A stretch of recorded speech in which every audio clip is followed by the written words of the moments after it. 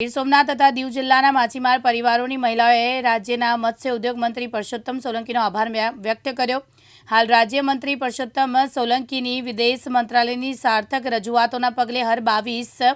જેટલા માછીમારો માદરે વતન પહોંચ્યા છે, જેને લઈને માછીમારના પરિવારો ખુશી જોવા મળી રહી છે। જેને લઈને દીવ જિલ્લા તથા ગીર સોમનાથ જિલ્લાના માછીમાર પરિવારની મહિલાઓ રાજ્યના મંત્રી પરસોત્તમભાઈ સોલંકીના પુત્ર દીપાબેન બામણિયાના કાર્યાલય ખાતે પહોંચી પરસોત્તમ સોલંકીના પુત્ર દીપાબેનને પુષ્પગુચ્છ આપીને આભાર વ્યક્ત કરી હજુ પણ પાકિસ્તાન જેલમાં માછીમારો બનશે તે વહેલી તકે છૂટે તેવી માંગ કરી હતી। આજે પાકિસ્તાન માછીમાર જે પાકિસ્તાનમાં બંધક છે તેની મહિલાઓ પરિવાર મળવા આવ્યા હતા, તે શા માટે આવ્યા હતા?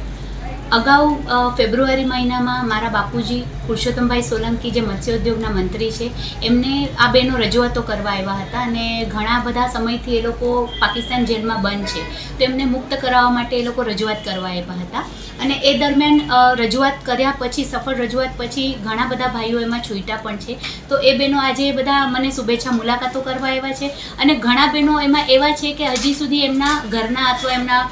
પતિ અથવા એમના દીકરા કે એ લોકો કોઈ હજી છૂટ્યા નથી, તો એમને પણ ફરી રજૂઆતો એ લોકો મને કરી અને મને મળવા આવ્યા હતા। બેન, ખાસ વાત કરવામાં આવે તો રાજ્યના મત્સ્ય ઉદ્યોગના મંત્રી પરસોત્તમભાઈ દ્વારા માછીમારોને છોડવા માટે તેના કારગર પ્રયાસો સતત કરવામાં આવી રહ્યા છે। હજુ પણ થોડા માછીમારો પાકિસ્તાન જેલમાં છે, તેની માટે કેવા પ્રયાસો? એમના માટે અમે જેટલી રજૂઆતો અમારા તરફથી થાય છે, અમારા વિભાગથી થાય છે, એ રીતે તેમને કરીએ જ છે અને જ્યાં સુધી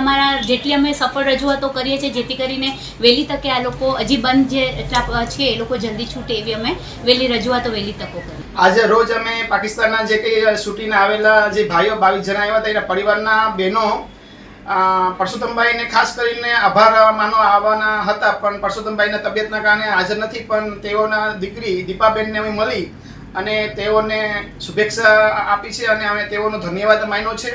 અને બાકી રહેલા 195 જણા હજી પણ પાકિસ્તાની જેલની અંદર છે, એ લોકોને છોડાવવા માટે દીપાબેનને અમે ખાસ વિનંતી કરી છે કે આ ભાઈઓને પણ વહેલી તકે છોડાવે, કારણ કે આગળ અમે જ્યારે ફેબ્રુઆરીમાં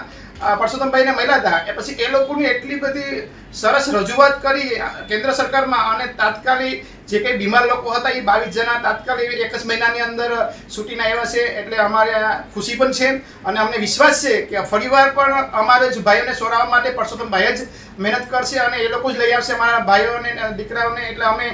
ફરીવાર બેનને અને પરસોત્તમભાઈને રિક્વેસ્ટ કરવા માટે આજ રોજ બહેનો સાથે અમે આવ્યા હતા ઉના મુકામે। ભાવના શાહ, દિવ્યાંગ ન્યૂઝ દીવ।